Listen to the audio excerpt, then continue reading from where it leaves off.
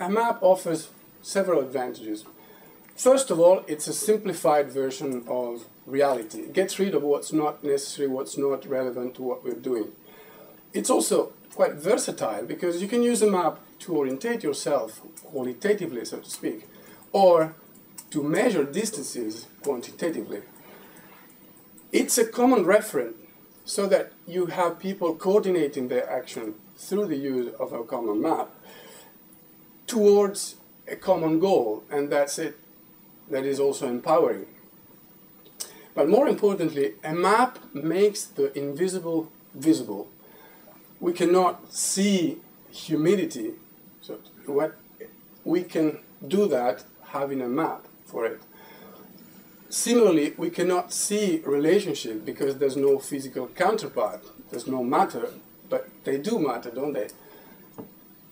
And then a map allows you to make sense of reality. And I stress make as building meaning. Finally, a map allows you to enable learning. This is a stereogram. If you know the technique, you can see a 3D object coming out of this. Anyone who managed?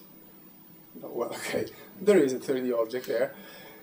The map makes visible dimensions that were not there before. So your behavior will change accordingly since you have an augmented perception, so to speak. So NetMap tries to do all that by first identifying the actors in your initiative, in your project. Once they've been identified, you draw the lines connecting them in terms of line of command, flow of money, and training. So who is training whom? Once you've done that, you ask your stakeholders to assess what's the influence of each actor towards the reach of the goal. And you represent this by putting some discs under the little wooden figurines. We'll see some picture in a minute.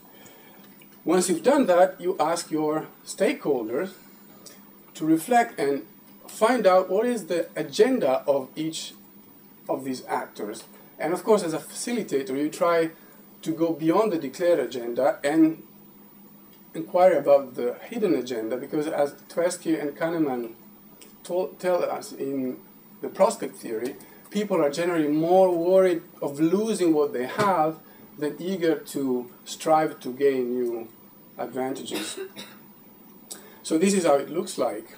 Third phase, you see the little wooden figurines there, then they draw the lines, the relationship, everything is collaborative, then the discs to represent influence, and this is the final product. You can do this in groups or one-to-one. Here I had 3 groups that in the end discussed the 3 maps, and I'm sure that this conversation was extremely enriching and let everyone tune their own perception. And then as a researcher, you can even put the map on the computer and manipulate them, highlighting some links, hiding them, so that you can work out what the recurring patterns are.